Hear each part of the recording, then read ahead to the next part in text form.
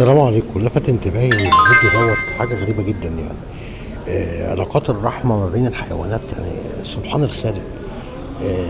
احنا في الطبيعي ان احنا كل يوم لو بقى من الوجبة مثلا رز، او السعوديين هنا عندهم مثلا عيش زيادة او اكل طيور او كده، بينزلوا يحطوه في الساحات، في الشارع، لان هنا نسبة الطيور والحمام عالية جدا. عشان الحمام ياكل، فتلاقي كل حد كده عم منزل عنده حاجه. فانا كنت منزل شويه رز، فقاعد متابع كده من قدام الفندق. لفت انتباهي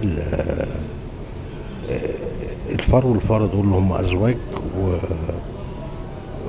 وقعدت اتابعهم.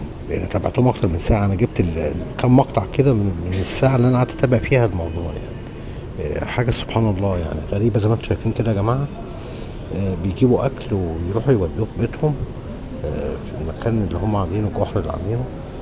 حاجة غريبة جدا. الغريب بقى الملفت ان الحمام هنا ما بيخافش من البشر. يعني مثلا يبقى ما بينك وما بينه 50 سنتي، تبص تلاقيه ماشي حواليك عادي وبياكل ومفيش خوف. والاغرب حتى كمان في الفارين دول، يعني برضو في مسافة قريبة جدا المفروض يخافوا، لا بيروحوا يجيبوا اكلهم ويرجعوا على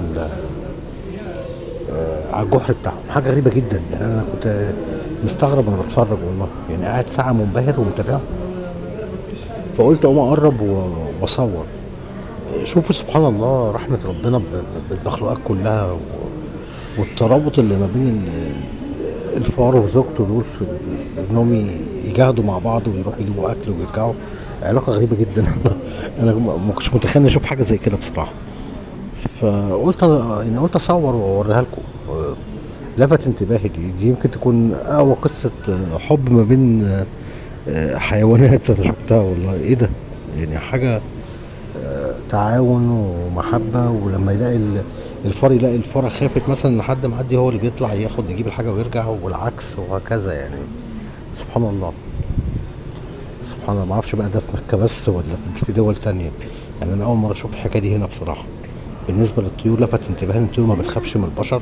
بتبقى على مسافة اقل من 50 سنتي جنبك بتاكل وبتنقر في الاكل، ومش خايفة. وبرضه فوجئت بالفئران دي نفس الحكاية. سبحان الله. هل ده بقى موجود في دول تانية عندكم او لا؟ بس انا بالنسبة لي يعني يمكن من اول علاقات الحب والتعاون شفتها ما بين حيوانات بصراحة. على الاقل هنا يعني. سبحان الله. حاجة غريبة جدا. قعدت متابع زيادة عن ساعة يا جماعة. قاعد متابعهم كده وهم عمالين يجروا كده زي ما انتم شايفين، يجيبوا الاكل ويجروا. هو ينزل هي تطلع، هي تطلع هو ينزل، وهكذا. سبحان الله. سبحان الله. له في خلقه شؤون، له في خلقه شؤون. الغريب ان الناس ماشيه على فكره. شفته بعد الاكل كده مفيش 2 متر الناس ماشيه على الرصيف يعني. بص هما بيعملوا ايه. دلوقتي هما جايين بياخدوا وبيجروا. بص اهو بيحوشوا بقى في الجحر بتاعهم ولا ايه. انا مش عارف. سبحان الله. بص تلاقي التاني طالع، يعني هو بياخد دور وهي بتاخد دور، وهي تاخد دور وهو ياخد دور، وهكذا. سبحان الله. حاجة غريبة. يمكن من الحاجات الغريبة اللي أنا صورتها. عمري ما أتخيل إن أنا مثلا أشوف مشهد زي ده. أهو بص بيجري اهوت، رايح يجيب الأكل. والبتاع دي فيها مية على فكرة، وشربوا في الآخر. بس أنا طبعا ما صورتش المشهد ده يعني. شربوا بعد ما أنا قفلت الفيديو، لقيتهم بيشربوا وروحوا بقى. يعني سبحان الله.